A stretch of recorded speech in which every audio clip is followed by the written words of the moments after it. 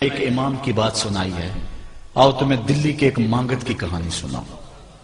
دلی کی جامع مسجد کی سیڑھیوں پہ ایک مانگنے والا بیٹھا ہوا ہے۔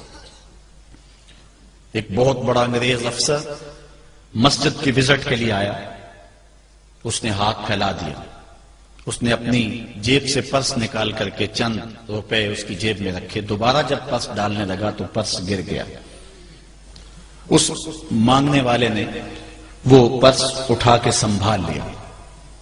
خیر کچھ وقت گزرا، 1 سال کے بعد دوبارہ وہی افسر اس مسجد کی زیارت کے لیے، مسجد کو دیکھنے کے لیے، سیر کے لیے دوبارہ آیا تو فقیر نے پہچان لیا کہ یہ وہی ہے۔ اس نے کہا بابو جان ذرا 2 لمحوں کے لیے رکنا۔ کہا کیا ماجرا ہے؟ کہا بس 2 لمحوں کے لیے۔ دوڑ کے گیا، اپنی کٹیا سے وہ پرس نکال کے لے آیا اور اس کے ہاتھ میں کہا کہ پچھلے سال آپ آئے تھے، آپ کا یہ پرس گر گیا تھا آپ کی جیب سے، میں ڈھونڈتا رہا لیکن آپ نہیں مل پائے، میں نے سنبھال کے رکھا تھا کہ شاید دوبارہ کبھی ملیں تو میں ان کو دے دوں گا۔ اس کی آنکھیں پھٹی کی پھٹی رہ گئی۔ اس نے کہا جو ٹگا ٹگا مانگ رہا ہے، اتنا قیمتی پرس اور اس میں اتنی رقم، تو آسودہ زندگی گزار سکتا تھا، تو یہ پرس واپس کیوں کر رہا ہے؟ اس نے کہا مانگنے کی بات اور ہے لیکن یہاں ماجرا اور ہے۔ اس نے کہا کیا ماجرا ہے؟